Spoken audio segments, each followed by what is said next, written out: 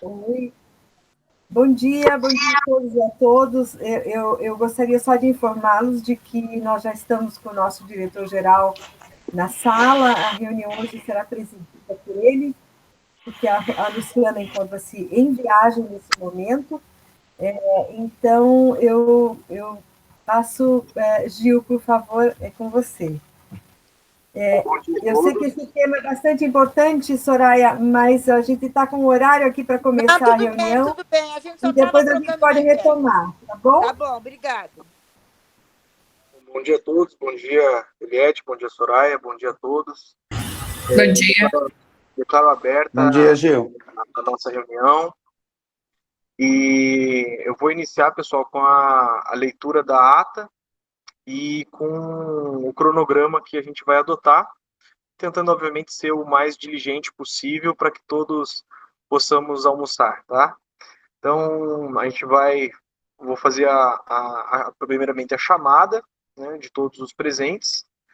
Depois a gente vai começar com a apresentação da coordenação de ação cultural sobre o fomento, né, da Aldir Blanc, com a Mari. Daí a gente vai dialogar sobre o tema, vai ter alguns informes sobre a renda emergencial e propósito de remanejamento, o debate, e nós teremos então o encerramento. A pauta hoje ela é curta, mas ela é importante. Então agora eu vou passar para o segundo momento com a leitura da pauta, com a chamada dos presentes, ok? Eu vou chamando os nomes e a pessoa fala presente, por gentileza. Senhor Alan Rogério Gaitarosso. Presente. Ana Paula Zitola. Presente. Caetano Pires Tossulino. Caio Júlio Cesaro. Presente. Oi, gente. Cortou Carlos o áudio aqui, Santos. Gil. O Caetano está presente. Jefferson dos Santos Ferreira. Doraci Senger Lui. Éder Fernando Nascimento. Presente, Gil. Eliette de Souza Videla.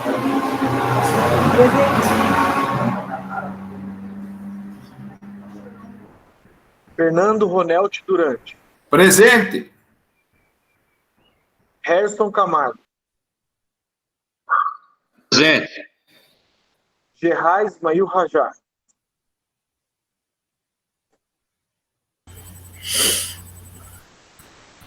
Gerard está presente? Acho que não.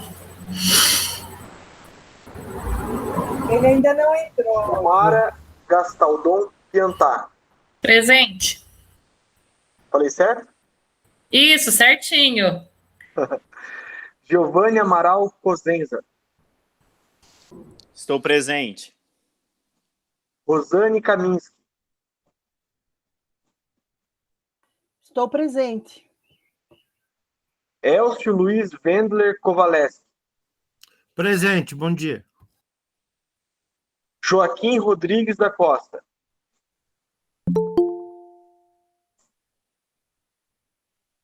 Laércio Lopes de Araújo. Leonardo Franceschi Ferreira. Presente, bom dia, amigo. Mariana Souza Bernal. Presente. Norbert Heinz. Presente. Paulo Roberto de Oliveira. Pedro Augusto Pereira Gonçalves. Bom dia, presente. Rafael Torrente. Presente. Silvio Cruz Lopes. Presente, Gil. Bom dia a todos. Brendo Francis Carvalho. Presente, bom dia a todos. James Rios de Oliveira Santos. Presente.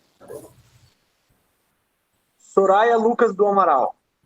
Presente. Gilmar Mazeto. Presente.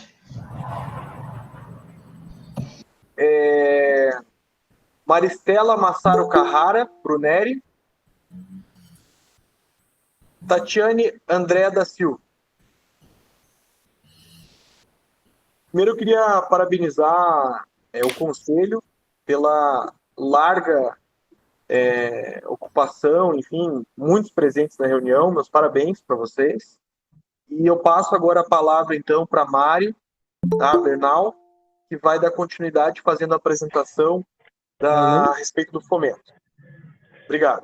Oi. Gil, só queria ver se minha presença constou, porque meio que cortou o áudio aqui na hora da chamada. Constou sim, Caetano. Gil, só para constar, o Gerard já está na sala, tá? Ok. Alô, com licença, bom dia. Bom dia. Jefferson está presente. Oi, Deverson, bom dia.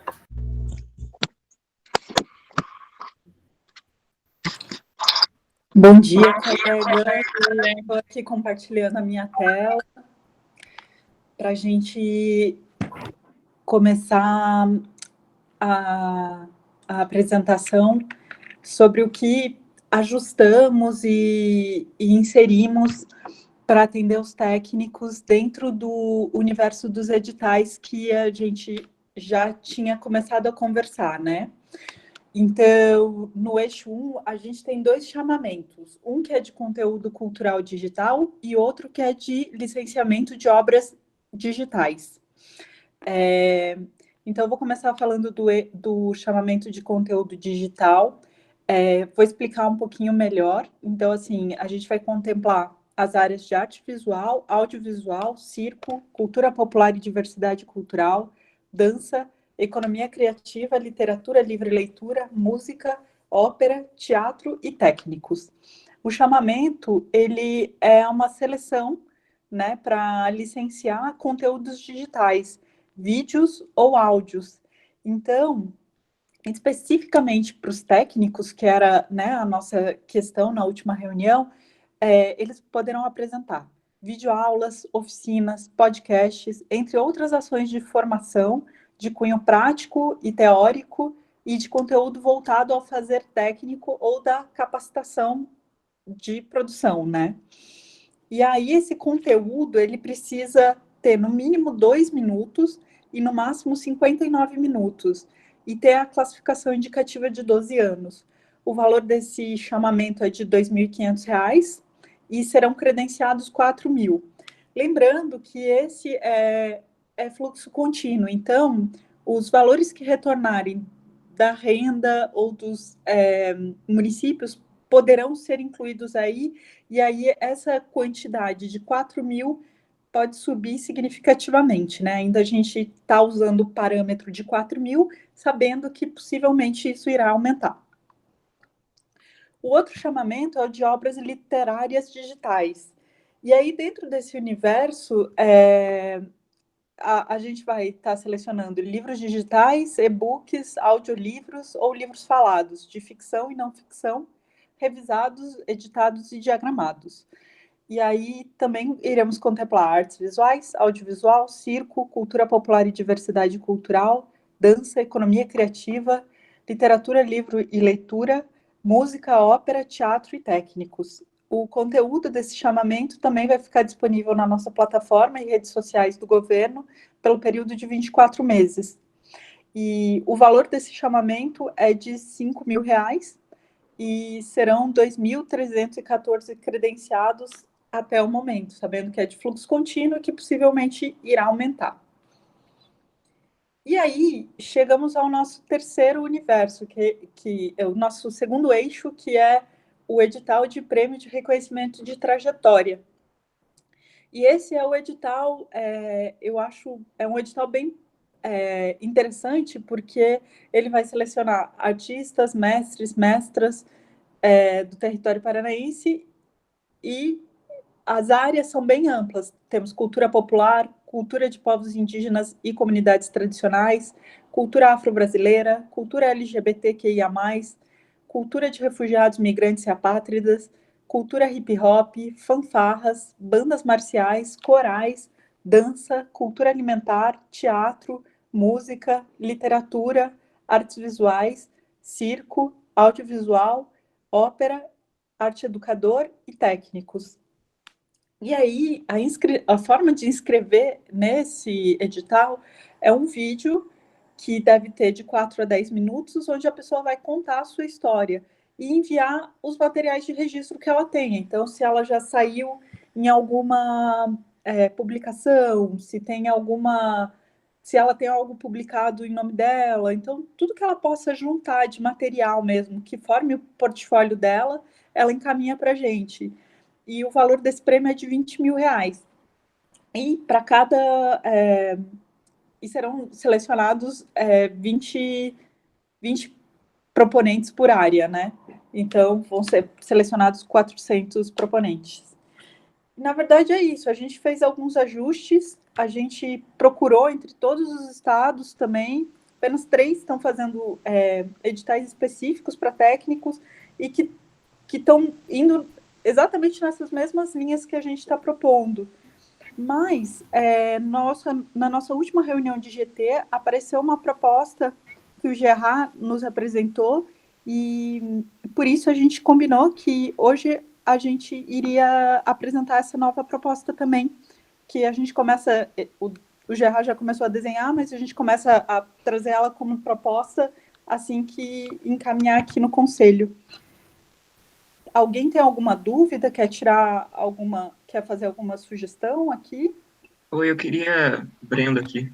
Tudo bem? Brendo. Eu queria que você comentasse um pouquinho... Como eu sou suplente, eu não estou por dentro das discussões, né? Eu estou presente hoje.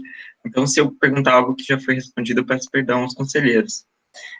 No sentido ali dos livros digitais, e-books, audiolivros e livros falados, hoje em dia existem algumas plataformas digitais que permitem que os autores eles publiquem seus livros de forma independente. E um dos critérios, aparentemente, ali é que os livros sejam revisados, editados e diagramados. Isso, então, exige que o autor ele esteja vinculado com alguma editora, com algum tipo de, vamos dizer assim, institucionalização. Não seria, de alguma forma, algum tipo de barreira para autores que são mais independentes, que não tenham tantos recursos para lançar seus livros em editoras, né? Eu queria que você comentasse nesse sentido, por favor. Claro. Então, na verdade, a intenção é ao contrário. Tanto que nesse, a gente está entendendo que editoras não poderiam inscrever, a não ser que ela tenha o direito do autor, né? A questão do editados, revisados e diagramados é mais porque, como a gente vai estar recebendo um volume muito grande, a gente não conseguiria operacionalizar e processar se chegasse em um PDF... como se fosse escrito num Word mesmo, sabe? Então, assim, obviamente vai passar por um processo, né, tanto de análise de mérito, como depois de revisão para ver se o conteúdo está completo, mas quando a gente diz revisado, editado e diagramado, é só dizer que não é no Word. Então, é num formato PDF, vamos dizer assim.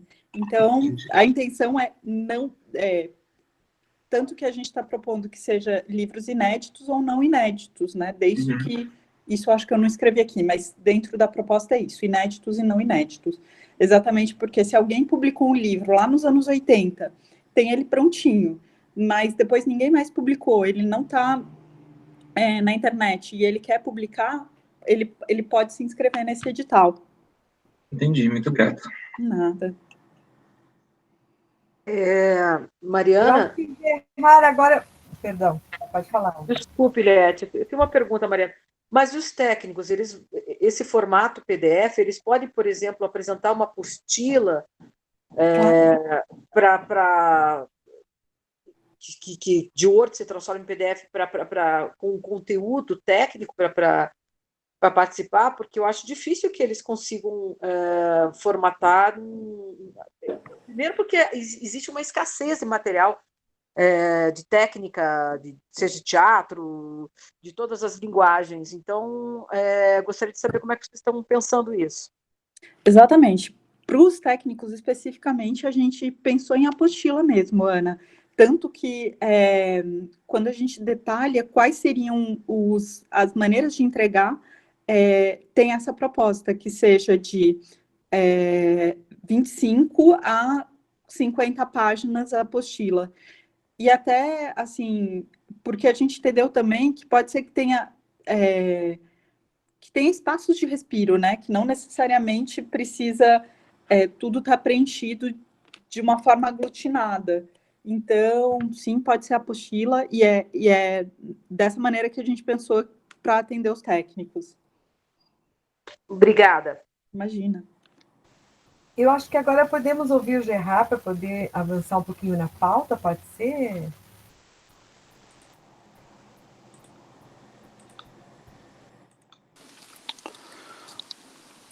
Muito bom dia a todos. Eu estou sendo ouvido? Bom dia, Gerard. Está sim. Ah, pronto. Bom dia, Gerard. Bom dia. Só me permitam eu compartilhar a tela com vocês. Alguém pode recitar uma poesia enquanto isso.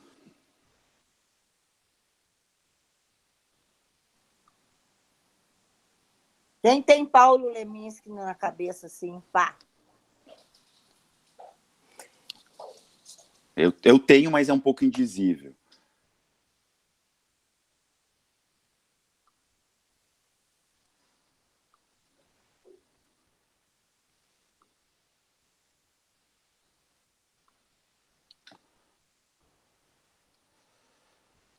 Só um momento.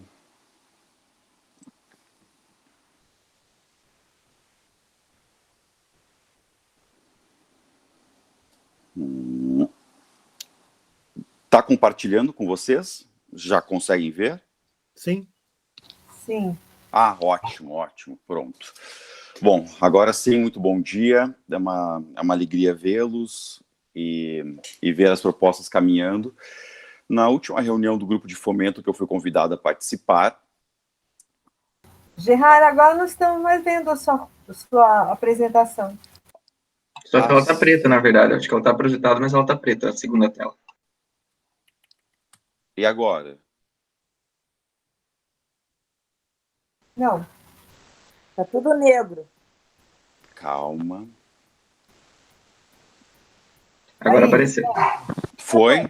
Foi. Tá, dá para ler? Dá sim. Tá, pronto. Sim. Então, mais uma vez, bom dia. Bom dia. Na última reunião do grupo de fomento, eu havia suscitado algumas questões de que, embora eu acho muito interessante essas propostas que foram colocadas inclusive agora pela Mari, eu entendo que somente pela natureza dos técnicos, que eles por si só têm uma natureza de execução e não uma natureza de criação, e que para eles é muito difícil, muitas vezes, conseguirem propor, mesmo se inscreverem nos editais, até porque a expertise para isso muitas vezes está com os diretores de produção, que são, obviamente, técnicos, e propriamente dos artistas. Mas existe toda uma gama de funções técnicas de pessoas até, inclusive, humildes, né?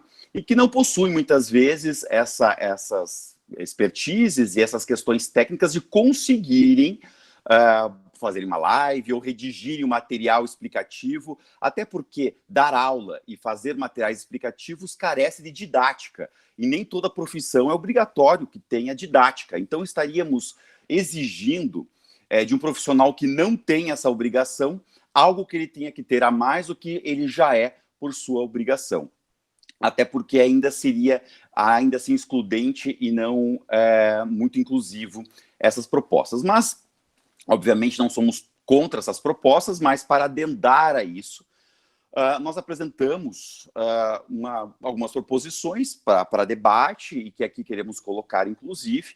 Né? Primeiramente, tentar entender o que é um técnico. Né? Então, vamos lá. A lei que normatiza e disciplina as funções profissionais artísticas é a Lei 653/3 de 78, que é regulamentada por um decreto específico que tem um anexo importantíssimo, e de 78 para cá, não foi revisada essa lei. Então, obviamente, tem coisas ainda muito esdrúxulas, muito bizarras, ainda na área de radionovela, na área de fotonovela, porém, é a lei que ainda temos em vigor, até que consigamos, com as propostas que têm sido encaminhadas, a alteração e a normatização e pronto, uma lei nova, fundamentalmente nesse mundo que a gente está vivendo totalmente virtual. Né?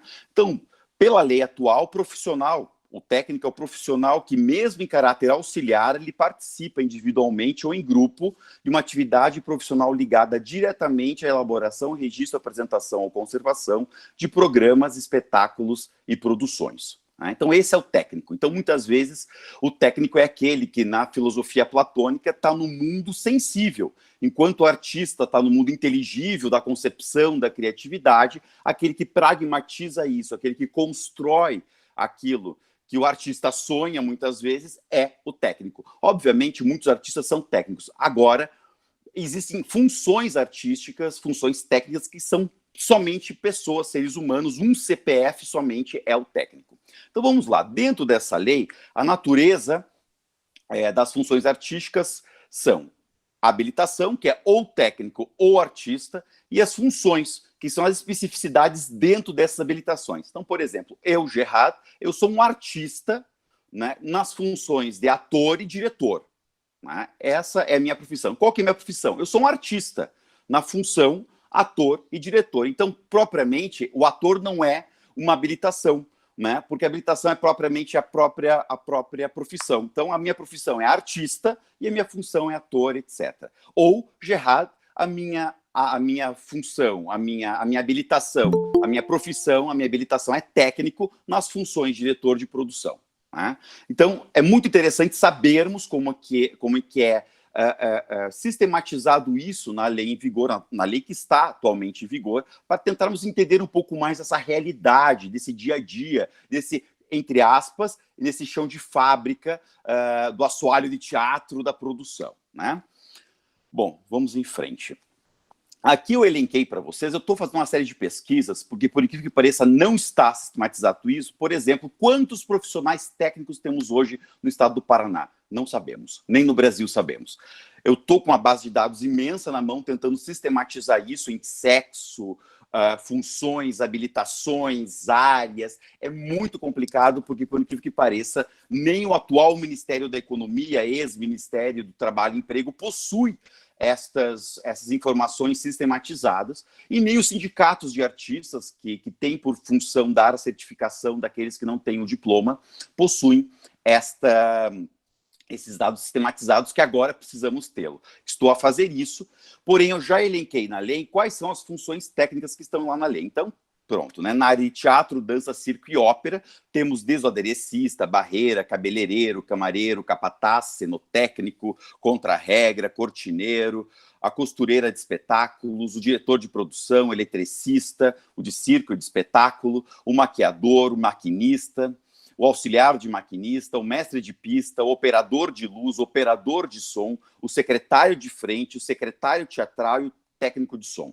Na fotonovela, embora obviamente não esteja em prática isso, consuetudinariamente nós não temos mais essa linguagem artística, assim podemos dizer, porém está na lei, ainda existem as funções técnicas de arte finalista de fotonovela, o assistente de fotografia de fotonovela, o continuista, o diagramador e o diretor de produção de fotonovela. Ainda que não esteja em vigor, por analogia, podemos usar isso para outras funções artísticas. A radiodifusão nas áreas artísticas, nomeadamente a radionovela, possui habilitações especificadas na 6533, mas na área técnica não tem. Por quê? Porque as áreas técnicas da radiodifusão possuem uma lei específica e que são normatizadas por um sistema próprio, que não cabe aqui. Dentro do cinema é a que mais tem, possui o aderecista, o animador, o arquivista de filmes, o assistente de animação, o assistente de animador, o assistente de câmera, o assistente de montador, o assistente de montador de negativo, o assistente de operador de câmera de animação, o assistente de produtor, o assistente de revisor e limpador, o assistente de trucador, o assistente de tráfego, o carpinteiro, o cenarista de animação, que não é nem o cenotécnico nem o cenógrafo, o cenotécnico, pronto, o colador e marcador de sincronismo, o conferente de animação, o continuista de cinema, o contra-regra de cena, o cortador-colador de anéis, o diretor de produção cinematográfica, o editor de áudio, o eletricista de cinema, o fotógrafo de cena, o guarda-roupeiro, que não é a mesma coisa que o camareiro, o letrista de animação, o maquiador de cinema, o maquinista de cinema, o marcador de anéis, o microfonista, o montador de filme cinematográfico, o montador de negativo, o operador de câmera de animação, o operador de gerador, o operador de vídeo, o operador de telecine, o operador de áudio. Inclusive, o operador de telecine é importantíssimo para a restauração de filmes antigos, né? Para fazermos, por exemplo, a restauração de um filme em Super 8 ou em 35mm, para passarmos para o formato digital, a melhor forma é teleprojetá-lo, né? Isso quem faz é o operador de telecine. Então, é muito interessante nos editais de restauração que tenha que ter sempre um operador de telecine para que tenhamos uma restauração desses filmes praticamente centenários. Continuando, operador de áudio, pesquisador cinematográfico, e esse que vos fala possui inclusive essa habilitação, o pintor artístico, o projetista de laboratório, o revisor de filme, o técnico em efeitos especiais cênicos, o técnico em efeitos especiais ópticos, o técnico em finalização cinematográfica, técnico em manutenção eletrônica, o técnico em manutenção de equipamento cinematográfico, o técnico operador de caracteres, técnico operador de mixagem, o técnico de som, o técnico de tomada de som, o técnico em transferência sonora e o trucador cinematográfico.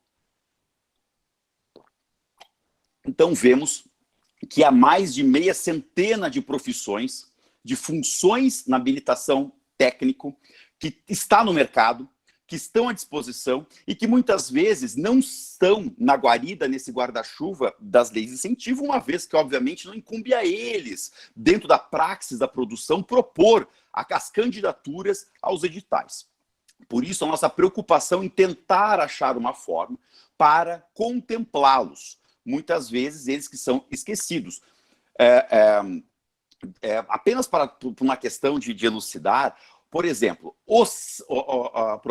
quem concebe um cenário artisticamente é o cenógrafo. Né? O cenógrafo vai desenhar, vai conceber, vai fazer os estudos. Quem pragmatiza isso é o carpinteiro e é o cenotécnico.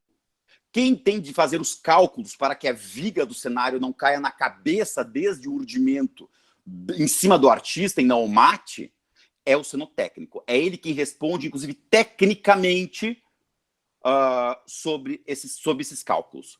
Né? Quem vai fazer o cálculo é o eletricista, de toda a iluminação interna e externa da caixa cênica. Por isso são profissões de extrema responsabilidade. Para não pegar fogo, para que não mate ninguém, é extremamente necessário que tenhamos sempre os técnicos conosco. Eu sempre dizia que quando existe uma ópera, que é tipicamente amaldiçoada, entre aspas, no seu último ato, que é a ópera Tosca, de Puccini, que obviamente tem aquela cena onde a soprano se joga, tal, né? Incumbe ao cenotécnico o cálculo da queda dela para que ela não se mate, para que ela não morra na queda, né? Então ele tem que calcular a altura, o colchão embaixo, as pessoas segurando, etc. E tem uma tradição sempre de ou morrer ou se machucar gravemente as cantoras líricas, as atrizes dramáticas nesse papel. E sempre se culpa o diretor ou o cenógrafo, quando realmente a culpa é do cenotécnico, ou muitas vezes da própria artista que se jogou errado, né? Também atrizes não são acrobatas. Bom, vamos lá. A nossa proposta, então, é, considerando, né, que esse fomento tradicional, né, esse exemplo, corroborando com a Soraya, que acabou de escrever, esse exemplo é o mais interessante porque mostra sempre quando há pessoas que vão, inclusive, ver a ópera Tosca somente para ver a queda nesse ato final. Né?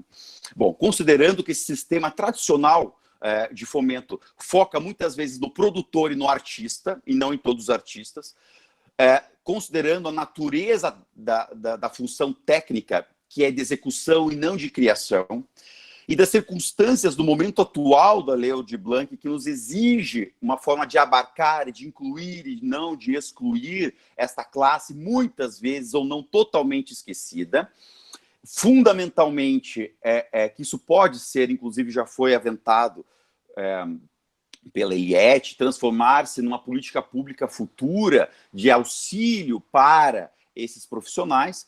Propomos, então, que fosse criado um mecanismo de apoio e incentivo a produções que já estejam gozando ou possam vir a gozar de incentivo ou de apoio estatal, para que obtenham mão de obra especializada dentro das suas necessidades, especificamente na área dos técnicos. E eu lhes digo por quê. Quem aqui é produtor ou possui alguma experiência em produção sabe que quando nós propomos projeto às leis de incentivo, nós colocamos a equipe principal, mas nunca colocamos o carpinteiro, o eletricista, o montador.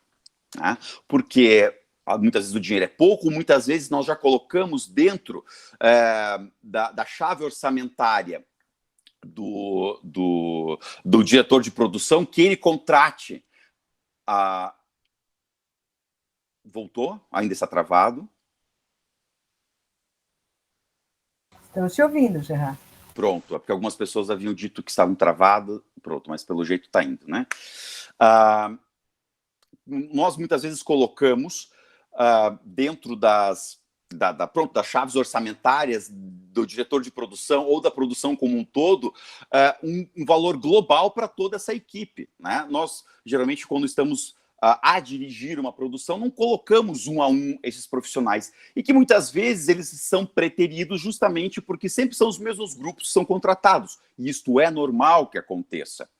Porém, a ideia aqui seria que o quê? Que os técnicos se credenciassem através de um chamamento, né, e devam eles apontar as suas funções, ou que comprovem suas funções que estão habilitados a fazer, né, conforme, a legislação atinente, e que esse credenciamento elenque, pela ordem do chamamento, aqueles que assim obedeceram e propuseram candidatura a esse chamamento, né, que se prestaram a isso, e que, por um outro lado, através de outro chamamento, artistas que já estejam respondendo por projetos, artistas ou diretores de produção ou responsáveis por propostas que já estejam gozando de apoio do Estado para para suas produções, que manifestem interesse na contratação de X profissionais da área técnica. Então, por exemplo, lá, eu vou escolher XXX habilitações ou funções dentro das áreas que eu estou precisando na minha área que eu já não tenha colocado no meu projeto, que eu já não tenha gozado de auxílio, ou de assistência, ou de apoio público para pagar um artista ou um técnico dentro dessa área. Isto é, eu não posso recontratar, eu não posso ter um pagamento desse artista através desse mecanismo e nem posso escolher qual artista, pois o Estado há de disponibilizar aquele que primeiro estiver dentro daquele chamamento. Então, o técnico responde ao chamamento, o responsável pelo projeto responde a outro chamamento, e o Estado faz a intermediação, ele não faz a contratação, ele faz a intermediação do técnico com aquele que está precisando, e paga, através desse mecanismo, dos mecanismos da Aldir Blanc, paga conforme o piso salarial, que não é muito, até porque está em 2014, até agora não foi atualizado, estamos defasados em 7 anos, a hora trabalho, né? Mediante, obviamente, a comprovação e a certificação do serviço cumprido. Então, em grosso modo, seria uma etapa, o credenciamento para a prestação dos serviços em projetos apoiados pelo Estado. Então, o técnico manifesta interesse em estar credenciado, né? E aquele técnico que for chamado para aquela função, e poderia ser listas em funções específicas, ele, depois de prestar esse serviço, ele vai para o final da lista, né? E quando chegar a vez de volta dele, será chamado. Então, é importante dizer que aquele que responde por uma proposta, ele não vai escolher o profissional, é o profissional que estiver na vez, né? E, mais uma vez, ele não pode sobrepor orçamento, ele não pode sobrepor itens orçamentários. Isso é grave, isso é muito complicado. Inclusive, essa pessoa vai ter que, no momento da prestação do relatório final, tanto o artista ou o responsável pela produção, quanto o técnico, para que ambos possam ter esse recebimento final dessa prestação de serviço, para que o Estado faça a compensação orçamentária, compensação financeira disso, vão ter que atestar tudo isso, inclusive, não de próprio punho, mas vão ter que atestar a boa-fé disso. Isso são responsáveis. Inclusive, o técnico é responsável sobre isso, se alguma coisa, se uma viga cair ou se algo pegar fogo, o responsável é o técnico. O Estado também não é responsável, pois trata-se aqui de uma intermediação e não de outra figura de contratação. Pronto. Há outro chamamento paralelo também de fluxo contínuo para aqueles que já estejam gozando de um apoio estatal. Eu entendo que tem que ser um apoio do ente Estado e não do ente municipal, mas pronto, isso é algo que juridicamente possa ser discutido. Manifesta interesse em possuir em sua produção mais profissionais da área técnica. Depois, essa convocação é publicada em diário oficial, isso tem que ocorrer, é uma praxis obrigatória. Havendo essa intermediação, é feita a publicação de um termo de cooperação ou outro instrumento que o valha, depende tanto a lei estadual como a federal, pode ter diferenciações na hermenêutica quanto a isso, mas é um instrumento que deve ser celebrado entre as partes. Esse instrumento tem que ser publicado, ainda que sua ementa, né? E depois é posto à disposição, e o pagamento é feito somente após a apresentação do relatório. E obviamente, tem que ter um certificador e um ordenador de despesa quanto a isso. Isso pode demorar um pouco mais de tempo para o pagamento, mas o pagamento se efetiva com isso, né? E é feito, então, finalmente, a hora de pagamento. Bom, então, a grosso modo, seria essa a nossa proposta. Não sei se fui claro, porém, tentei ser o mais breve possível. Obrigado. Obrigada, Gerard. Gil, você me permite, eu quero agora fazer algumas considerações? Claro, sim, vamos fazer as considerações e acho que já pode ir encaminhando para o final.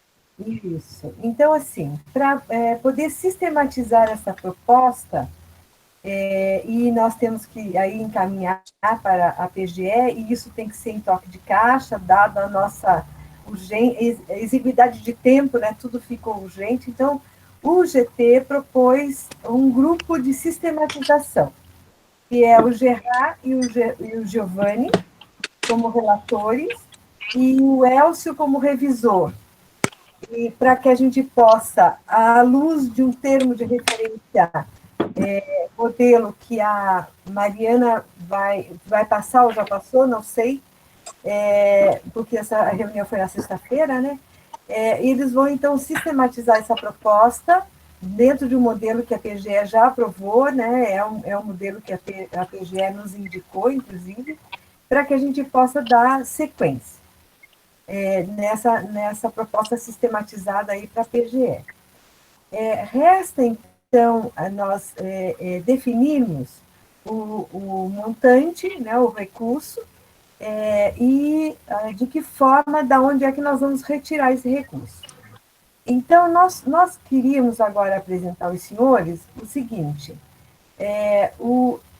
dar uma informação, primeiro, de como é que está a demanda para a renda emergencial, né, o número de cadastros que tivemos, quanto disso está ou estará, ou pode estar aptos para o pagamento, aproveitar para explicar para os senhores todo esse processo, essa caminhada que nós fizemos até agora, desde o momento do fechamento do cadastro até agora, a perspectiva de pagamento, e aí, com base nessa reflexão, propormos para os senhores um remanejamento de recursos da renda para o fomento desse edital, para os técnicos. Então, eu vou pedir para o Edson, que ele está à frente aí dessa questão aí dos dados cadastrais, ele está coordenando esse trabalho, então eu vou pedir para o Edson, por favor, Edson, fazer um relato breve, né, dessa questão da renda, para que juntos possamos refletir sobre a possibilidade ou não desse remanejamento. Olá, pessoal. Bom dia. Deixa eu compartilhar minha tela aqui com vocês.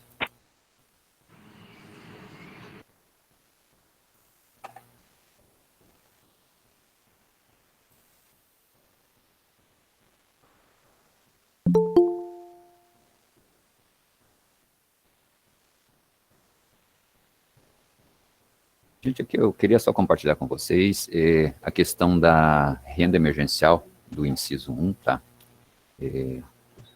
Como vocês devem saber, o cadastramento na secretaria foi iniciado no dia 14 do mês passado, tá?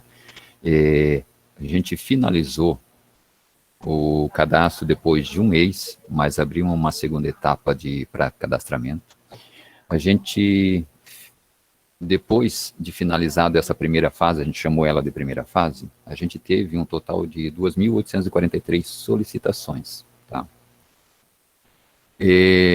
Detectamos que nessas 2.843 solicitações, a gente tem um total aí de 46% das pessoas que não cumprem os requisitos da lei. Isto quer dizer, pessoas que já participam de algum benefício do governo federal, ou pessoas que têm já seu rendimento que ultrapassa R$28.000, tá?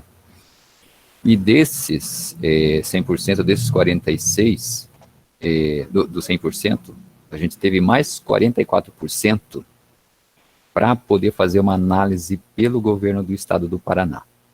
Tá? Eu já vou explicar o porquê esse 44% aqui, a gente vai ter que fazer análise. Desses 100%, 8% tiveram dados incorretos, as pessoas informaram nome, data de nascimento, grupo familiar incorreto, isso também foi barrado lá pela DataPrev. A gente teve 1% de pessoas abaixo de 18 anos tentando fazer os seus cadastros, tá? Foi barrado também lá pelo DataPrev, porque isso é um requisito da lei. E comprovados pelo governo federal, isto é, que a gente tem certeza absoluta que pode pagar, foram 15 pessoas somente. Isso dá cerca de 1% também, tá? Que é um dos cruzamentos que o governo federal iria fazer. Notamos também que desse total dos 2.843, 87% dessas pessoas nunca tinham tido cadastro no SIC.cultura. Então, elas fizeram o seu cadastro para poder fazer a solicitação do benefício. E desses 100%, 369, elas estavam já na nossa base. Então, a gente só está colocando para vocês, só para vocês poderem ter uma ideia de como foi. Então, a maior demanda foi de pessoas que não estavam em bases nenhuma, tá? Finalizamos o cadastramento do primeiro lote dia 14/9, tá? A gente, de 15/9 a 27/9, a gente teve várias tentativas de envio dessa base para o DataPrev. Tivemos, não só o governo do estado do Paraná, mas todos os outros estados, problemas em enviar essas bases. Porque a DataPrev, por mais que dissesse que estava pronto o sistema delas, a gente enviava e começava a dar vários erros. E eles diziam que não, que lá estava tudo bem, e a gente teve que provar por A mais B que o erro não era nos estados, e sim na leitura desses dados, conforme foi acordado com eles. Tá? Enviamos, dia 27/9, conseguimos enviar esse primeiro lote para a DataPrev. No dia 28, a gente teve o retorno da DataPrev. Também já verificamos que o retorno da DataPrev não condizia também com o que foi tratado. Então, tivemos que fazer uma correção da nossa base, a nossa base de verificação aqui, tá? Do dia 29 ao 30, a Celepar fez a importação desses dados, tá? E entre 1º e 2 de outubro, a gente está criando o formulário de homologação pela SEC dos cadastros com pendência de análise, conforme determina o decreto 10.489. Só para vocês terem uma ideia também, esse decreto 10.489, ele foi criado depois da implementação da Lei Aldir Blanc. O que esse decreto vem dizer, lá na frente eu vou explicar um pouquinho, tá? No período de 5 a 7 de outubro, nós faremos as validações. Isso quer dizer, Nós vamos ter que olhar cadastro a cadastro e verificar as comprovações que as pessoas colocaram nos seus cadastros, tá?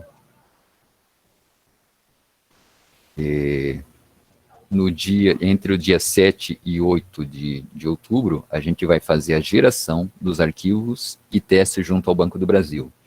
E dia 9 de outubro, nós vamos fazer o envio, se tudo der certo, para o Banco do Brasil fazer o pagamento. Volto a falar para vocês aqui que isso são datas previstas, tá? Desde que todas as validações pela SEC, os testes da Celepar e o Banco do Brasil estejam ok. Por que nós vamos ter que fazer as validações? Isso não era uma regra inicial, mas conforme a implementação da Lei Aldir Blanc, houve uma edição de um decreto 10.489, de 17/9/2020, que transfere a responsabilidade da homologação dos cadastros para o governo do Estado, para os entes.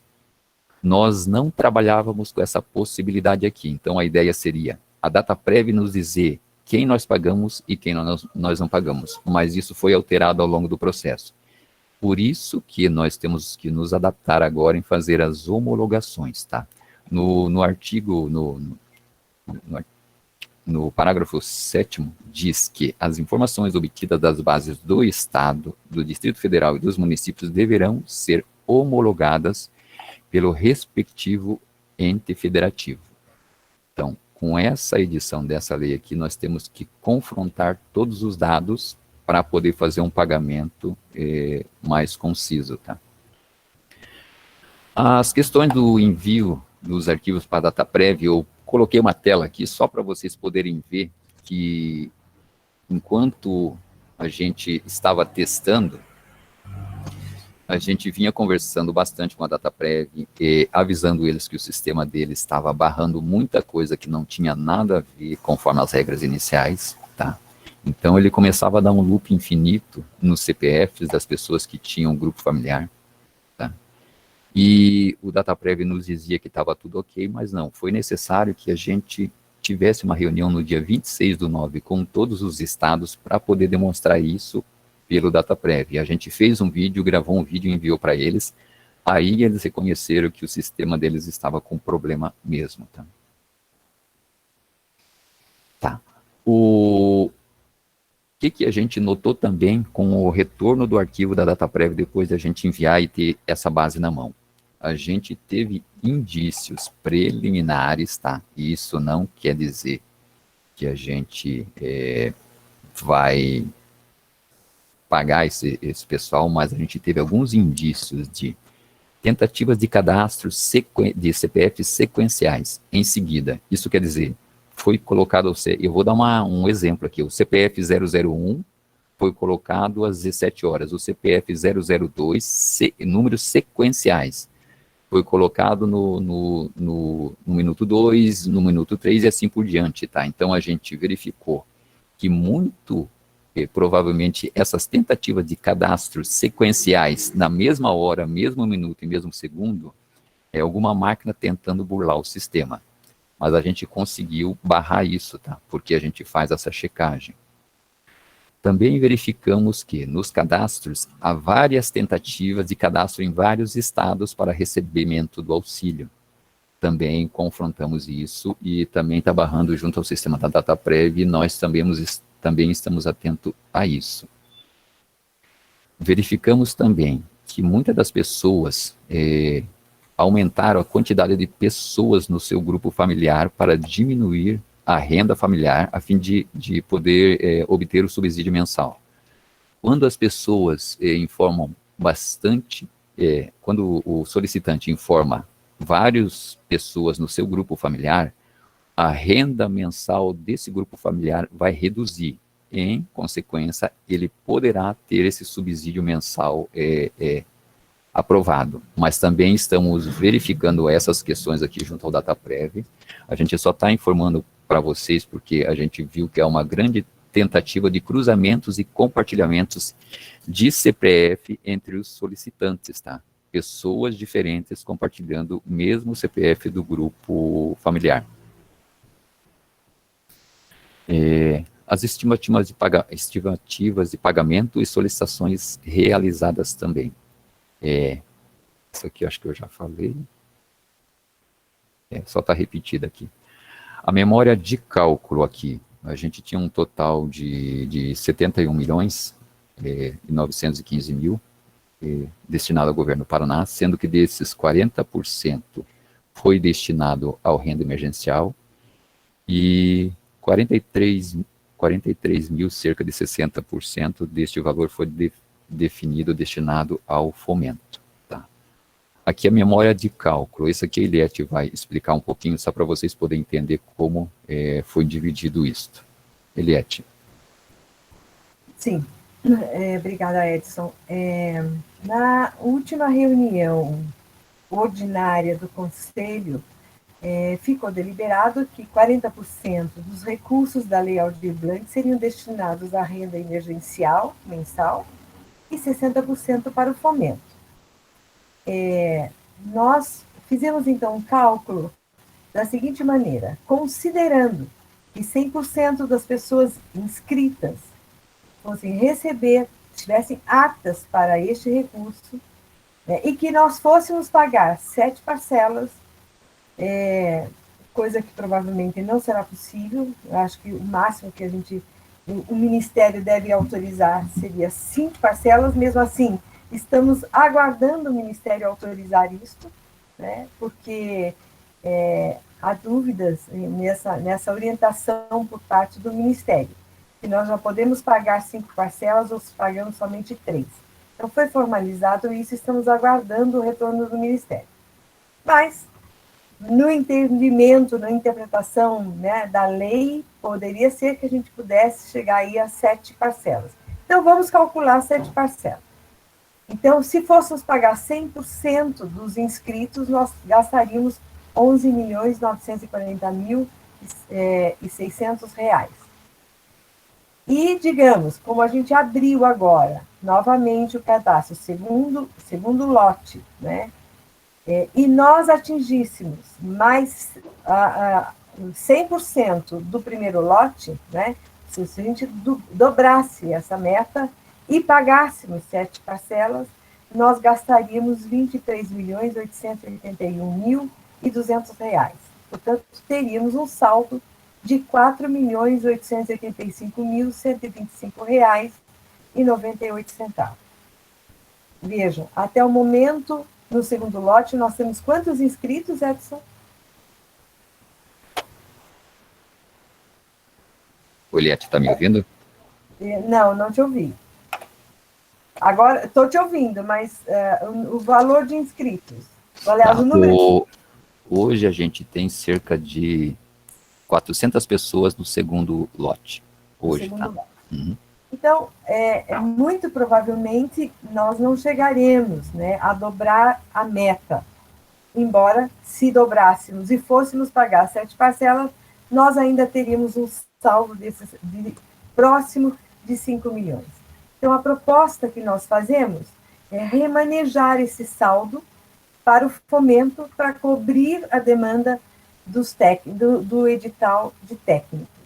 Então, essa é a proposta que a gente traz para vocês, para poder avaliar com os senhores, né, esta possibilidade. Então, vamos abrir agora para um diálogo, tanto da proposta... Só deixa eu fazer uma complementação, Eliette, que eu já estava me esquecendo.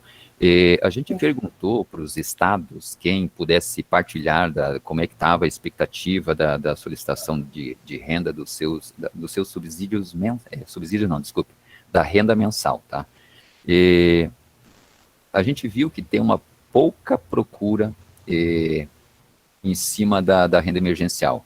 A gente achou que isso só fosse aqui no Paraná, mas Paraíba também teve essa impressão também. Eles disseram que 40% do valor disponível não foi atingido, 60%, e após a triagem junto à DataPrev, eles verificaram que 20% somente estão aptos a receber.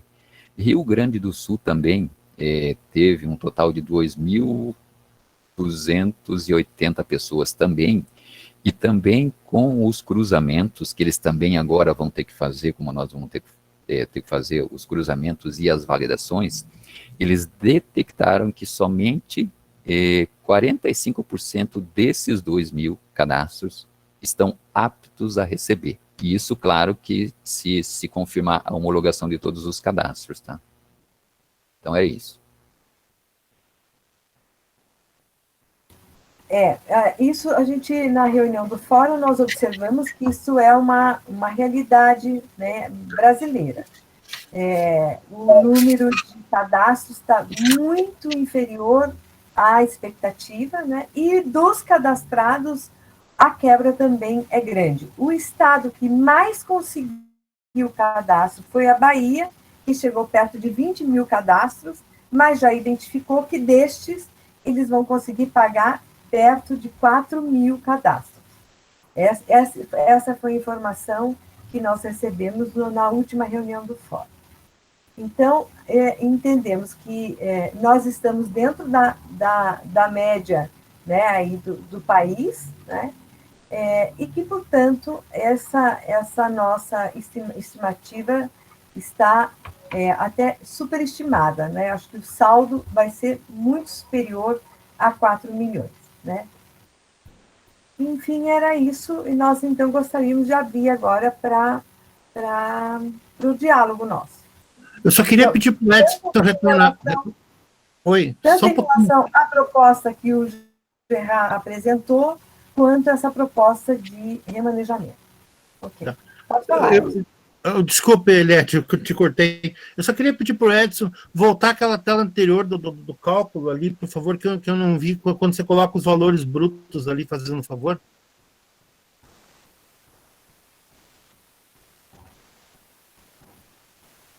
Eu tive que sair do escritório aqui.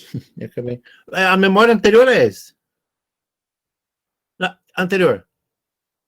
Eu quero, viu, Elcio, me permite só reiterar uma informação aqui, gente, de que essas informações são sigilosas. Certo? Sim, claro. Sobretudo essas informações a respeito aí do cadastro e tal, nós estamos abrindo essas informações porque os senhores são os nossos conselheiros e é nosso dever compartilhar com os senhores, Não, perfeitamente, Eliette, perfeitamente. É que eu não tinha pegado os números. Mas essa informação é completamente sigilosa. Ok, por favor, Elcio. Ok. Não, tranquilo, por enquanto é só isso aí. Eu só estou fazendo uma avaliação aqui que eu não tinha passado despercebido esses números aí. Mas fica aberto aí, por favor, pode continuar. Eu posso também tirar só mais uma dúvida? Obrigado, Edson. Elcio, nós não estamos te ouvindo. Não, eu agradeci o Edson. Obrigado, Edson, pela tela. Pode falar, Giovanni. Tranquilo. Eu fiquei com uma dúvida, porque na lei federal fala que meninas, adolescentes grávidas ou com filhos também têm direito a essa renda emergencial. Isso foi aplicado na questão da renda emergencial da Aldir Blanc ou não?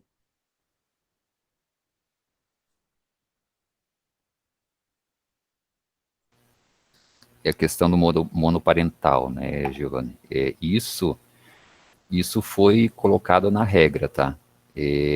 Agora, claro que essa questão do corte de ter 18 anos, isso vem lá de cima, tá? Então, a gente está seguindo a regra lá de cima. Então, se elas têm abaixo de 18 anos, a própria data prévia, ela vai recusar, tá? Ah, tá. Não, tá. Que eu fiquei com essa dúvida porque a gente recebe alguns processos assim, e quando são meninas menores de 18 anos, mas que tem a questão de serem mães já, né? A gente também faz esse recorte também para elas terem acesso via judicial a esse benefício. E era basicamente isso, porque infelizmente, né, o estado do Paraná tem sim seus artistas mirins, e eles não foram contemplados nessa questão dessa renda emergencial. Inclusive, alguns artistas da periferia entraram em contato comigo, que são rappers, que participam de outras cenas também, e eles vieram perguntar para mim sobre essa questão do auxílio emergencial, até perguntando se eles se emancipassem dos pais, eles teriam acesso a esse dinheiro, que para eles seria muito importante. Então, entendo que isso seja uma questão mais burocrática, né? Mas eu acho que também, não sei se é possível, nesse momento que estamos, a gente pensar nos nossos artistas mirins, que muitos deles, às vezes, são até responsáveis pela renda de toda uma família, né? Mas eu acho que isso é uma discussão muito... que a gente está trazendo agora em um momento que já está muito avançado isso, né? Não sei. Giovanni, você falou bem uma questão que é fundamental. Se eles forem emancipados, são equiparados a absolutamente responsáveis, né? Portanto, poderão receber. A emancipação é a condição necessária e suficiente para que ele possa participar, né? A emancipação, né? Não é nenhuma questão... A gravidez, não, ser mãe com 16 anos não quer dizer nada. Se você for emancipada, com certeza você tem o direito, tá? Isso é Código Civil e é tranquilo. Perfeito. Gil, é com você. Não, era só essa questão mesmo que eu queria trazer, porque foi levantado algumas dessas discussões em umas rodas de bate-papo que eu fiz parte, e muitos deles vieram com essa dúvida, né? Mas era isso. Obrigado, Laércio, por trazer essas informações. E é isso. E já que eu tô com a bola, né? Vou aproveitar para falar da proposta do Gerardo. Eu gostei, eu achei ela muito boa. Eu acho que, inclusive, se futuramente conseguir ser avançada nisso em um projeto, né, em um programa do governo, acho que vai ser muito rico. Inclusive até mesmo para a ciência de muitos produtores das outras atividades técnicas que existem, né? Porque tem atividades ali que eu mesmo não conhecia e que eu acho que muitos também não devem conhecer. E até uma forma de propagação disso, né? Que a gente possa sempre tá entregando de uma certa forma um programa onde o Estado ajuda na complementação das atividades artísticas e culturais do Estado, né? Eu acho que é muito bacana isso, e até mesmo para projetos que já fazem essas previsões orçamentárias, mas que não têm esses nomes e que muitas vezes também eles não conseguem esses profissionais. Então, eu acho ele aquele dado muito bacana. Eu acho triste a gente não ter feito um mapeamento ainda disso ainda, né? Sabendo que a lei já está há bastante tempo, né, em vigor, mas é isso. Inclusive, assim, para além da Lei Aldir Blanc, ter esse cadastro dos técnicos e possibilitar a intermediação desta mão de obra é uma política muito interessante, e nós já iniciamos, depois da conversa nossa, Gerard, um diálogo com a Secretaria da Justiça, para ver se a gente consegue, através do sistema de intermediação de mão de obra, que é usado pelo Sistema Nacional de Emprego, fazer o cadastro deles, né, através desse sistema. E aí, só que nós, a Secretaria da Cultura, faríamos esse cadastramento no âmbito do Sistema Nacional de Emprego, tendo um banco de dados exclusivo para a cultura. E aí a gente faria a intermediação de mão de obra no âmbito do Sistema Nacional de Emprego. Eu acho que é uma questão que, assim, é muito importante ter esse banco de dados e contribuir na intermediação dessa mão de obra. Então, é uma política que vem para ficar. Eu acho que é muito interessante nesse sentido, né? Melhor notícia, Eliette. Melhor notícia que eu vi hoje. Melhor notícia, que maravilha. Bem interessante. Lindo, obrigado. Então, Gil. Gil, me ouve, Gil?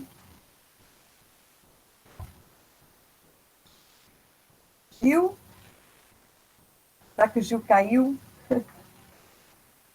Só um pouquinho, gente. Deixa eu ver, acho que o Gil está sem conexão. Só um pouquinho.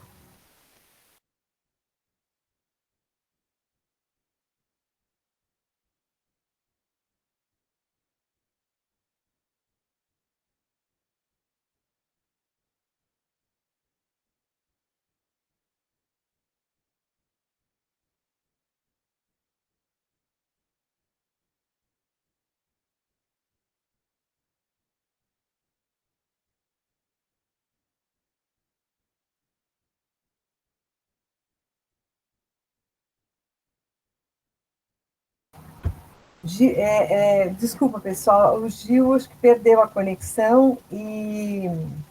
Então, só para a gente poder encaminhar, eu quero perguntar aos senhores o seguinte, tem mais alguma pergunta a respeito da proposta do Gerard, para que a gente possa aproveitar o momento aí para mais esclarecimentos, ou nós já podemos seguir em relação à deliberação do remanejamento? Alguém tem alguma pergunta?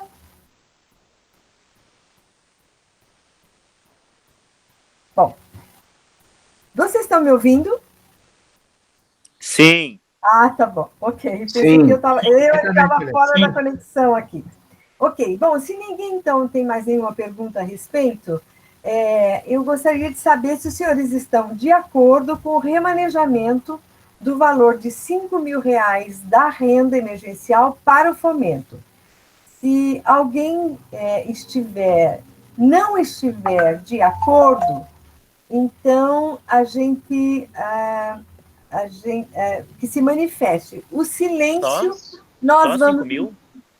5 mil? Não, é 5 mais, milhões, né? perdão, 5 milhões. Ah, tá. 5 milhões, tá? Então, assim, se alguém tiver algo contra, se manifesta, e o silêncio a gente pode entender como a aprovação desse remanejamento. Podemos conduzir dessa forma? Ok. Sim. Sim? Então, se alguém tem algo contrário a esse remanejamento, nós aguardamos aqui alguns minutinhos para que se posicione. Dou-lhe uma, dou-lhe duas, dou-lhe 3. Vendido. Pronto, foi. Gil, você voltou para a sala, Gil? Vamos ver se o Gil... Ele está, nesse momento, recebeu uma ligação, que ele está atendendo essa ligação. Bom, senhores, então, eu vou só verificar se ele vai poder encerrar a reunião, se não, tendo em vista a aprovação da proposta do Gerard, e tendo em vista que está aprovado, ótimo aí, ó, todo mundo se manifestando no chat, isso é bem legal. Então, acho que o propósito da reunião foi atingido, e nós, então, vamos partir para a sistematização através desse grupo que já mencionamos, o Gerard, Giovanni e o Elcio, né, com base nas orientações da PGE, ok? Então... Eliette, agora cortou tudo que você falou. Oi? Você começou a falar do grupo, começou a cortar. Isso, ótimo.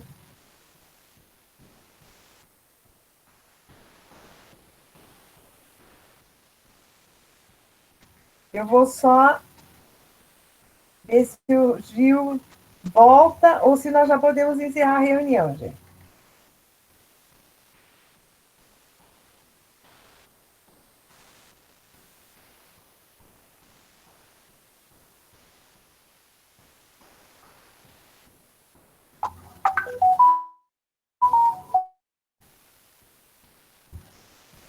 Bom, pelo visto ele não vai conseguir retornar, gente, então eu vou encerrar a reunião, agradecendo a presença de todos, pedir desculpa aí pela necessidade de ausência do Gil, informá-los que a Luciana está hoje em Foz do Iguaçu, está lá daqui a pouco com o Juca, lá no encaminhamento de um trabalho bem interessante, que na próxima reunião ela vai apresentar para vocês. Então, por isso que ela não pôde estar conosco. Então, quero agradecer a presença de todos e na sequência, tão logo tenhamos aí... sim, e dizer também que estamos encaminhando para a publicação, então, dos demais editais. Tá bem? Obrigada, uma boa tarde a todos e uma boa semana a todos nós. Valeu, Eliette. Boa tarde, galera. Tudo bom aí, felicidade. Tchau, tchau, pessoal. Tchau, Tudo bom para todos. Tchau, gente. Tchau, pessoal. Tudo de bom. Abraço. Bom almoço, bom dia a todos. Tchau, tchau, tchau. Boa tarde, obrigado. Obrigado.